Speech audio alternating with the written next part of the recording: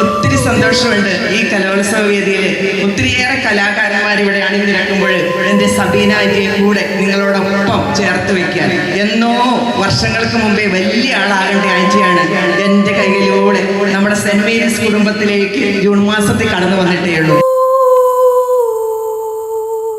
ഉച്ചഭക്ഷണം തയ്യാറാക്കുന്ന നമ്മുടെ ഒരു ഏച്ചിയുണ്ട്. ഏച്ചിയുടെ പേര് നിങ്ങൾക്ക് ആർക്കും അറിയോ?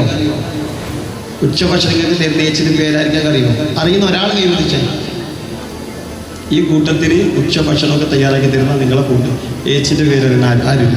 ഓക്കെ, നമ്മുടെ സെബീന മാനുവലാണ്. പിലാത്രയിലുള്ള സെബീന മാനുവലാണ്. സെബീന മാനുവൽ ഭക്ഷണം ഉണ്ടാക്കി തരുന്നതല്ല ഇന്നത്തെ ചർച്ച. ഏച്ചി നല്ല പാട്ടുകാരിയാണ്. 70-70 വയസ്സ് പ്രായമുള്ള ഏച്ചി വീട്ടുകളിൽ പാടി മാത്രം മറ്റു വേദികളിലൊന്നും പ്രത്യക്ഷപ്പെടാത്ത ഏച്ചി ഇന്ന് നമ്മളുടെ മുമ്പിലേക്ക് വരികയാണ്. ആദ്യമായിട്ടാണ് ഒരു പൊതുവേദിയിലേക്ക് ഏച്ചി വരികയാണ്. ഉദ്ഘാടനത്തിന് മുമ്പ് ഈ കലോത്സവത്തിൻ്റെ ഭാഗമായി ഏച്ചിയുടെ ഒരു പാട്ട് പാടാൻ ഞങ്ങൾ ആഗ്രഹിക്കുകയാണ്. ഏച്ചിയെ സ്വാഗതപൂർവ്വം ഈ വേദിയിലേക്ക് ക്ഷണിക്കുകയാണ്.